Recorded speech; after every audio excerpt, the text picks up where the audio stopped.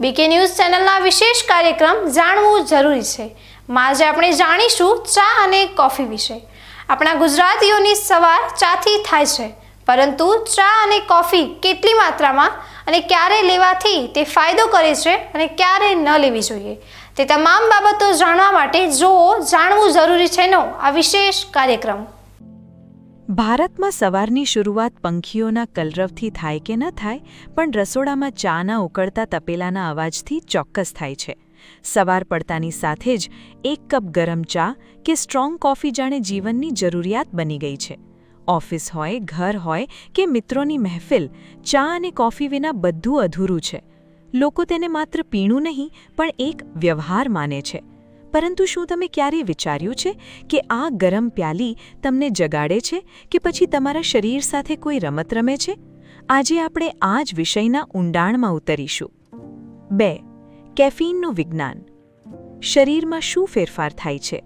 ચા અને કોફીમાં રહેલું મુખ્ય તત્વ છે કેફીન. જ્યારે તમે ચા કે કોફીનો પહેલો ઘૂંટડો ભરો છો, ત્યારે કેફીન લોહીમાં ભળીને સીધું તમારા મગજ સુધી પહોંચે છે. 1. એડિનોસિનને રોકવું.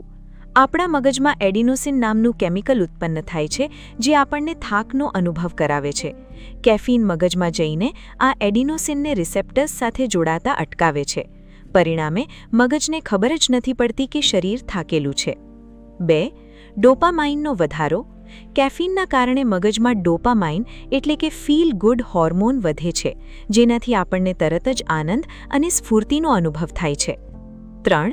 આળસ દૂર થવી. હૃદયના ધબકારા થોડા વધે છે અને લોહીનું દબાણ સામાન્ય વધતા શરીરની આળસ ગાયબ થઈ જાય છે અને તમે કામ કરવા માટે તૈયાર થઈ જાઓ છો. 3. સેવનની મર્યાદા અને વ્યસન.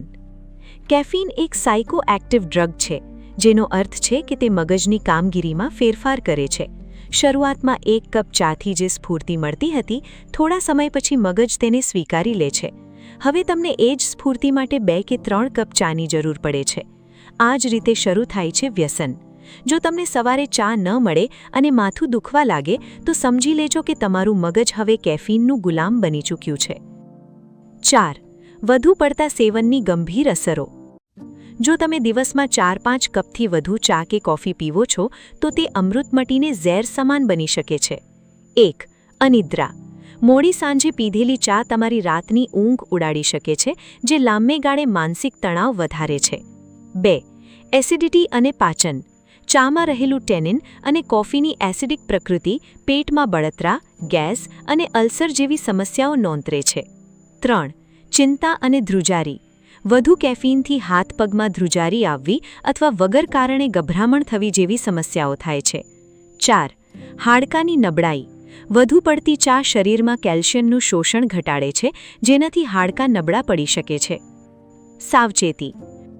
તો શું ચા કોફી પીવાનું બંધ કરી દેવું જોઈએ? જવાબ છે ના. કોઈ પણ વસ્તુનું સંતુલિત સેવન નુકસાનકારક નથી. યાદ રાખવા જેવી બાબતો. 1. દિવસમાં 2 થી 3 કપથી વધુ સેવન ટાળો. 2. ખાલી પેટે ક્યારેય ચા કે કોફી ન પીવો. પહેલા 1 ગ્લાસ પાણી પીવાની આદત પાડો. 3. રાત્રિ સૂતા પહેલાં ઓછામાં ઓછા 6 કલાક અગાઉ કેફીન લેવાનું બંધ કરો. ચા અને કોફી જીવનનો આનંદ છે, તેને સ્ફૂર્તિ માટે વાપરો, જીવન જીવવાના આધાર તરીકે નહીં. તંદુરસ્ત રહો, જાગૃત રહો. આમ ચા અને કોફીના આ વ્યવહારમાં જો આપણે સમજદારીપૂર્વકનો બદલાવ લાવીએ, તો સ્વાસ્થ્ય અને સ્વાદ બંને જળવાઈ રહેશે.